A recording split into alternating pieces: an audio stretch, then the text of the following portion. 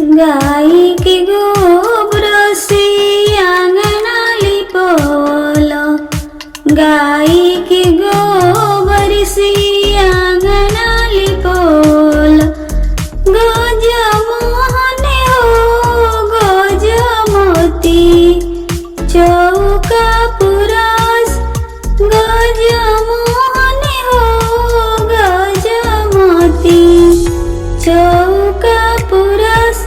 ताई चौका बैठिले ईश्वर हो महादेव, ताई चौका बैठिले ईश्वर हो महादेव।